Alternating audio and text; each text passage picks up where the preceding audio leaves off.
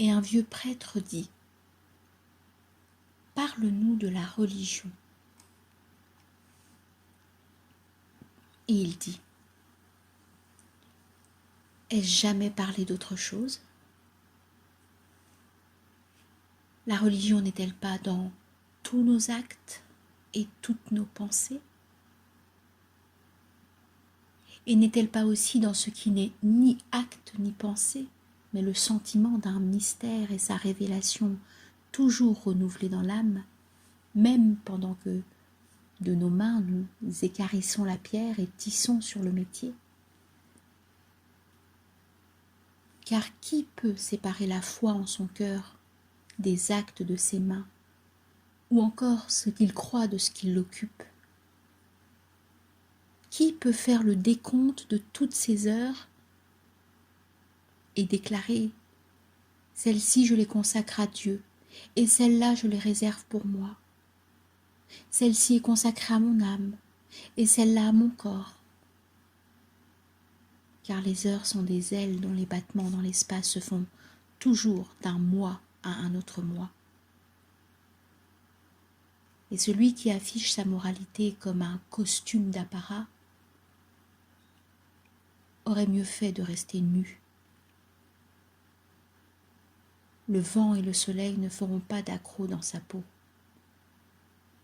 Et celui qui règle chacune de ses conduites en fonction d'une morale met le rossignol en cage.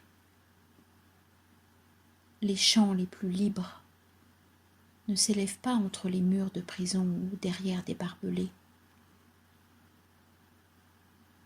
Et celui qui fait de son culte une fenêtre qu'il peut tantôt ouvrir et tantôt fermer n'a pas encore pénétré dans la maison de son âme où les fenêtres sont si vastes qu'elles s'étendent d'une aurore à l'autre. Faites de vos vies quotidiennes votre temple et votre religion. Lorsque vous décidez d'y entrer, faites-le sans réserve. Emportez la charrue et la forge, le maillet et le luth, ainsi que toutes les choses que vous avez façonnées par besoin ou par agrément, car dans la rêverie la plus élevée, vous ne surpassez jamais vos meilleures réalisations, et vous ne troublez jamais plus bas que vos échecs les plus douloureux. Et vous ne tombez jamais plus bas que vos échecs les plus douloureux.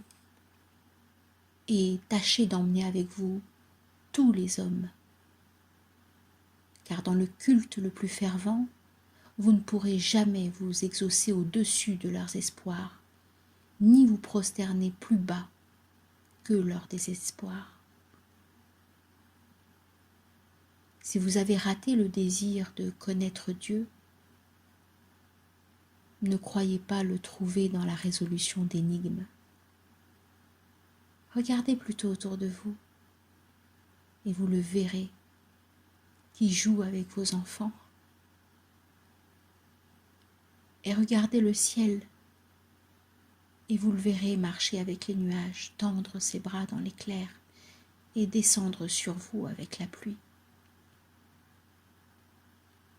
Vous verrez son sourire dans les fleuves, dans les fleurs et dans chaque arbre. Vous verrez ses mains qui s'élèvent et dansent.